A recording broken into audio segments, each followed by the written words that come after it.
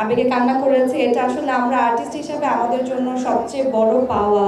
আমরা তো এটাই চাই যে যে কাজটি আমরা করব সেই কাজটি দর্শক খুব ভালোভাবে দেখুক এবং সেটা হয়েছে। বিয়ের সময় খুব একটা বুঝে নাই, কিন্তু বিয়ের পরে বুঝতে পারছে সে তার মানুষটার কাছে আসছে এবং মানে মানুষটা যথাযথ মানুষের কাছে এসে পৌঁছাইছে এবং সংসারটা সুখী রাখার জন্য সে যথাসাধ্য চেষ্টা করে গেছে। যদি একটু সে রাজকুমারী বউ ছিল না, গরিব বউ হিসাবে রাজকুমারী বউর মধ্যে কাজ করে গেছে।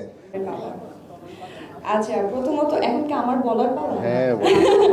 ওকে, আসসালামু আলাইকুম, শুভ সন্ধ্যা সবাইকে।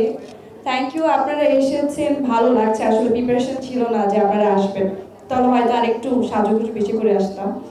তো যাই হোক, সবার প্রথমে আসলে ধন্যবাদ, মানে অনেক পেয়েছে রাজভাই, হয়তো বা ধন্যবাদের জায়গা মনে হয় ঘুরে গেছে। আসলে আমার জায়গা আসতে কিনা জানি না, ধন্যবাদ রাজভাইয়া, ধন্যবাদ, থ্যাংক ইউ সো মাচ। এত সুন্দর একটা ক্যারেক্টার আপনি আমাকে দিয়েছেন, যেটা আসলে আমার মনে হয় যে মনে রাখার মতো একটা ক্যারেক্টার। আমি কোথাও গেলে বলতে খুব ভালো লাগে, একটা প্রাউড ফিল হয় যে না, আমি খুব ভালো একটা কাজ করেছি।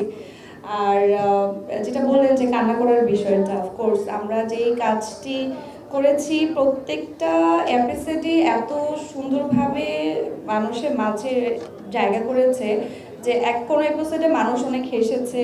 আমাদের রোমান্টিক সিনগুলো দেখে মানুষ চিন্তা করেছে, যারা নতুন নতুন বিয়ে করেছে তারাও থাকে না যে একটু রোমান্টিক হয়ে গেছে।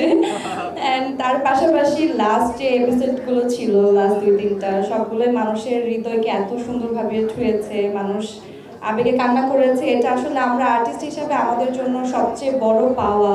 আমরা তো এটাই চাই যে যে কাজটি আমরা করব সেই কাজটি দর্শক খুব ভালোভাবে দেখুক এবং সেটা হয়েছে।